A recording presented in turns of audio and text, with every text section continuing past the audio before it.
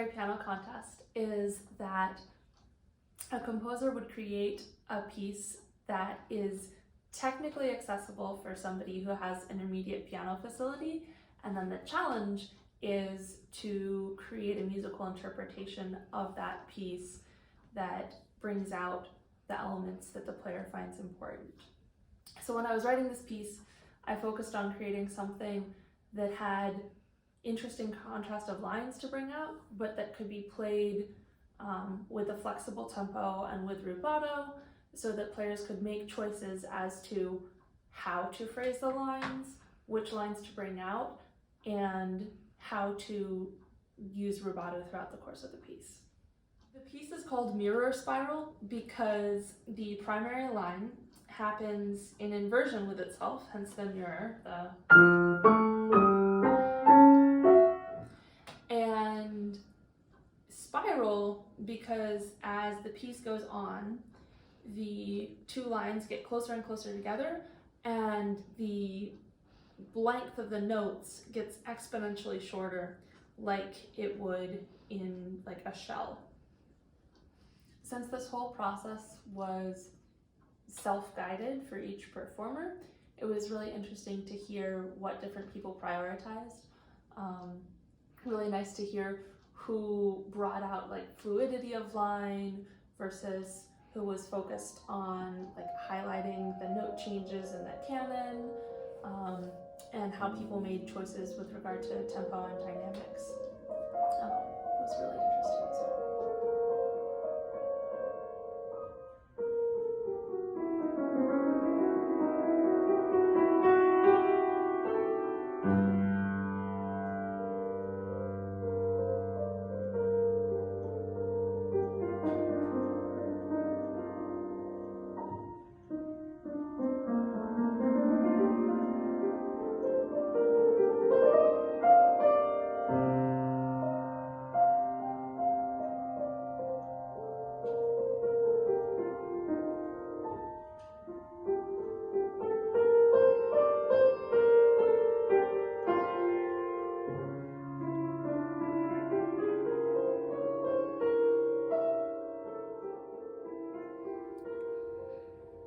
Well, I think learning a new piece is always a really interesting process, especially one that you've never heard before, because typically the first thing one does is go and listen to recordings. And here I had to come up with my own idea of what this piece meant to me, having never heard it before. So it's all about what image do you have in your mind when you play it, and having not talked to Leah about the piece because of the way the competition was arranged, I at least saw it as light through dust, and maybe it's a bit of a ubiquitous image, but I just see this idea of light and it catches a little bit of dust and it sparkles, and you have this one running line in the right hand for almost the entirety of the piece that just feels like it's wandering, it's nice, it's soothing, it's a little bit of color, and then you have the specks of dust with the left hand that kind of shine. And it's something that here at Curtis we talk about a lot in our theory classes, which is the way that music is made up of individual lines. And this was exactly that, where you have a line in the right hand and the harmony just comes about as a result of the notes in the line, and also the one speck of dust that happens in the left hand once per bar, basically. And you get this feeling of tension and release every bar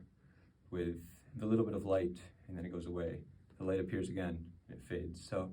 that's kind of what I saw, and that's what I spent most of my time working on. How do I get this tension to appear and then disappear without losing the fact that the piece is always moving forward towards the end?